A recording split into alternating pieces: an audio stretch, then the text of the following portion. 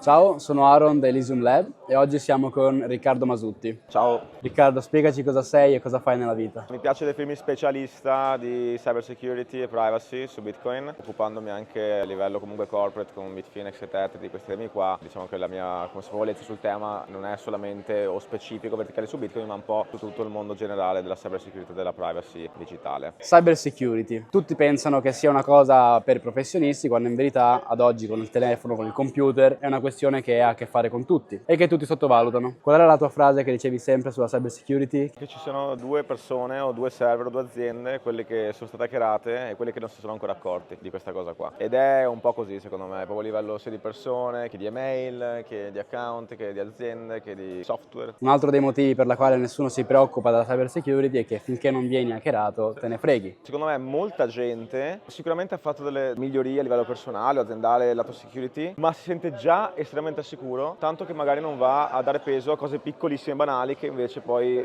pregiudicano la sicurezza stessa, no? E c'è questo meme che fa straridere, che vedi il cavaliere templare con tutta l'armatura enorme e poi l'unica parte in cui si vedono gli occhi che gli serve per vedere, gli entra la freccia là, no? Quindi tu puoi avere una mega armatura, però se c'è un buco effettivamente e la freccia riesce ad andare in quel buco non serve a nulla l'armatura, no? Ovvio che devi essere sfigato, però nel caso della cyber security non è questione di sfiga, è questione che parlando di phishing, in questo caso il phishing è responsabile del 90% dei cyberattacchi, quindi non è tanto un discorso tecnologico quello della sicurezza informatica, è un discorso umano. Noi personalmente dobbiamo avere un minimo di paranoia. Forse le persone ad oggi ancora prendono sotto gamba la questione cyber security, hanno magari più paura di un pugno fisico, cioè di un rischio, tra virgolette, tangibilmente reale. E quali sono effettivamente i danni tangibili che un cyberattacco su una persona normale può causare? Se parli di aziende, un'azienda può andare in bancarotta, può perdere la fiducia di tutti i propri dipendenti o clienti, scopre magari che non è veramente sicuro, nessuno lo usa più. L'azienda fallisce, i dipendenti perdono il lavoro, la singola persona ha rischi forse ben peggiori. Pensa al fatto che magari io riesco a volare il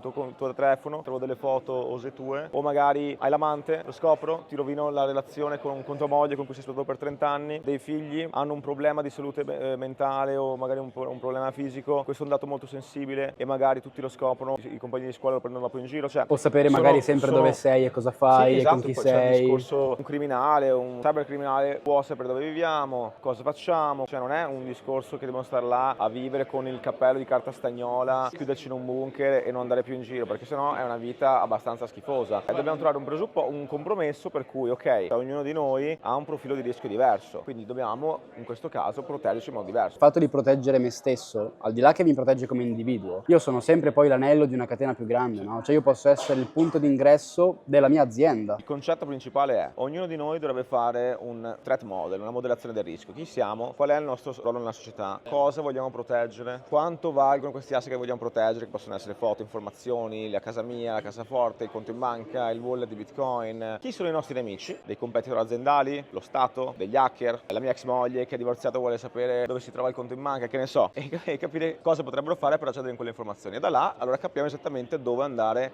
a dedicare tempo, dedicare energia, dedicare denaro per evitare appunto che quella specifica cosa venga attaccata, no? Oggi questa stessa intervista verrà pubblicata da qualche parte, quindi stiamo condividendo dati su di noi, nome e cognome, la nostra faccia, la nostra voce, cosa facciamo nella vita, dove ci troviamo in questo momento, perché e tutti lo fanno, no? Pubblichiamo un sacco di informazioni su di noi online. Adesso queste informazioni qua possono e stanno venendo sfruttate da cybercriminali per fare attacchi mirati, social engineering, phishing e quant'altro. Fino a X anni fa l'hacker doveva mettersi là, scrivere, pensare, ideare, essere anche un minimo creativo. Oggi tu dai in pasto tutto il nostro online footprint, quindi in italiano si dice la nostra impronta digitale, tutto quello che abbiamo condiviso su di noi online, Facebook, Instagram, Tinder, LinkedIn, lei impasto un LLM, un AI e letteralmente tu dici all'AI, amica mia, attacca Riccardo, fai 5 mail e mostrami come attaccheresti Riccardo. Durante lo speech, questa cosa qua fa morire dal ridere, la prima mail che in questo caso un LLM che è ChatGPT, il più famoso, ha creato è un invito fittizio per Riccardo per partecipare come speaker al Plan B Forum, perché magari l'anno prima ha visto che avevo partecipato al Plan B Forum e oggi stesso, anzi ieri e oggi sarebbe stato il Plan B Forum. Cioè viviamo una situazione fuori di testa,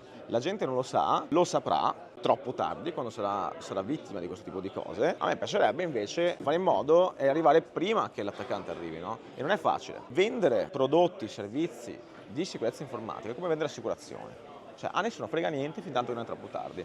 tu quando ti fai male capisci quanto è importante un'assicurazione sanitaria. Prima dici, ma sai, che me frega? E invece no, dovremmo ovviamente non essere negativi o delle sempre il bicchiere mezzo vuoto, ma essere realisti. Viviamo nel 2024, una società completamente digitalizzata e digitale, mettiamo alla mercé di tutti i nostri dati. Nel caso di Bitcoin il nostro denaro è, come posso dire, protetto da noi stessi, ma noi responsabili, quindi dobbiamo avere un profilo di rischio un po' più serio, no? Il problema è che c'è sempre un compromesso, no? Tra usabilità e sicurezza. Io più voglio essere sicuro, più mi devo sbattere e devo rompermi le balle per accedere a un qualcosa. La password estremamente lunga. Chi è che vuole impararsi una password di 50.000 caratteri? Nessuno, perché è troppo pesante, cioè ci metto troppo tempo e ogni volta devo perdere 30 minuti a digitarla, no? Quindi c'è sempre un compromesso tra le cose. Però, secondo me, al giorno d'oggi ci sono strumenti, ci sono software, prodotti, servizi che possiamo utilizzare, che tutti possono utilizzare nella propria vita quotidiana per risolvere questa situazione, trovare il giusto compromesso. Un password manager. Io non devo più con un password manager ricordarmi, pensare, generare delle password sicure. Le fa un software per me e io devo solamente avere una password o un sistema di riconoscimento facciale o un'impronta digitale per accedere a quelle password. È un qualcosa già, un buon